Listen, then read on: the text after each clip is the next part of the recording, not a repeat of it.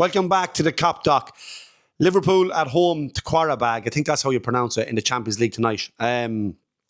Look, Liverpool only needs a point tonight to qualify. The top 8 is very important as well because obviously you want to save yourself 2 games.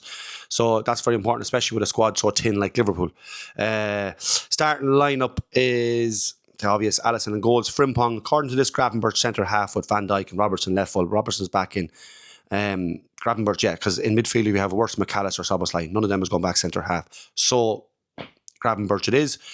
We're fairly thin on the squad. Like again, the planning into this season, I think, has been shocking with Hughes and Edwards. I don't want to get into this, but I actually think now, on hindsight, and hindsight is a great thing. I think Klopp made them all look great, and that's true. I was looking at some of the signings that Edwards made. Not that I didn't realise until it was pointed out to me. Some of the signings he made pre-Klopp was very bad, and I think Klopp was the one who made them all look good. And I'm starting to really look at Edwards, and I'm starting to look at Hughes, and I'm wondering, they're underperforming. I think anyway. And look, we've Gravenberch centre half, and he's gone off to Man City. Anyways, Salah, Ekitike, Gakpo. Salah starts again. I want to see Salah go up and run. I'm really rooting for Salah now, where I was giving out about him a few weeks ago, but I'm rooting for him. I want to see him get back. Ekitike and Gakpo.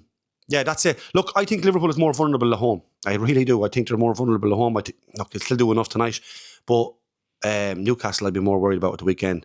So, all we need is a draw. Half-time, Liverpool 2, Qarabag 0.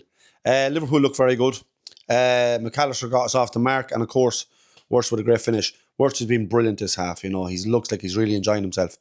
And Liverpool deservedly soar up 2-0. Qarabag hasn't gotten much, as you know. They don't look like scoring. They had no clear-cut chances. And, look, Frimpong gone off in the first 2 minutes, I think it was. That's just disheartening because it doesn't look good, It looks like he could be out for a while. That's not good. As I was saying before this, and as you already know, Liverpool are very, very light on players. And when you look to the bench, it's not, we've no strength and depth at all. And that's not good. But Endo's after coming in, and Endo's solid. To be fair, they haven't had a lot to do out at the defence. But going forward, I think Wirtz is our man of the match so far. I think he's brilliant. And Liverpool are getting, they look like they're enjoying themselves. They look like they can score 3 or 4 more goals. It's wrapped up. You're in the top 8.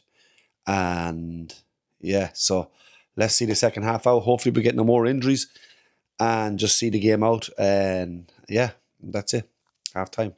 Liverpool 2, Qarabag 0. Full time at Anfield. Liverpool 6, Qarabag 0.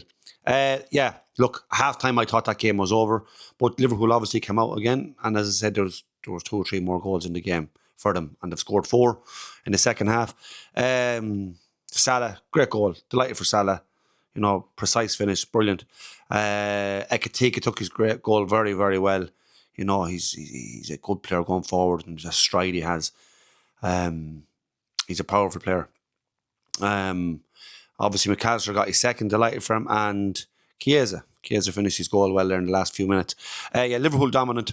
The game fizzled out. You kind of knew that because it was already in the bag. But Liverpool, nonetheless, was a great display. They gave nothing away. They were very good in defence as well. They hadn't got much to worry about, as I said. But look, it is what it is. You can only beat what's in front of you. But Liverpool win 6-0. And well deserved. Big game now in Newcastle on the weekend. So, you want to carry that form into it. Look, I've said it a million times, we need a run. And now more so than ever because we've dropped into 6th place with the Champions League spots. Look, the weekend is a big one against Newcastle, and we want to see improvement. Look, we're light in the squad, I don't know what they're going to do. Are they going to do any business in January? Because, it feels like they have to bring in a couple of players. There's still, what do we say, 22 games in the Premier League? There's still 16 games to go. Barry get players back, but Bradley's gone for the season. I don't know if Isaac's back. No, he's not. He's probably out for the season, you could say. Frimpong, we're going to find out. So, they have to, hopefully to bring in somebody, we'll see. Also, what I want to say, that's that. We'll see you on Sunday. I got a program I got a letter yesterday with this programme in it from the match against Burnley, Liverpool and Burnley.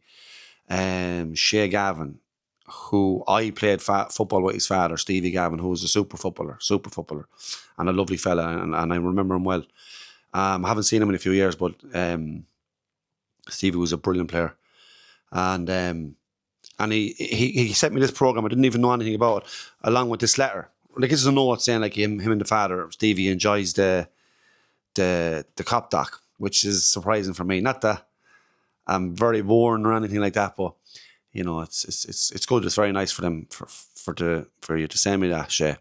And I hear you're a good footballer as well, because Batty was telling me, a couple of the lads were telling me, and he sent me the goal there, the assist you gave. I don't know when it was. Was it last year? But he squared a pass, 6-yard box, and tap in for your man. It was really your goal. And but yeah, and Batty was telling me he got an injury. So, you know, it is what it is. You'll be all right. You'll come through it. You're young.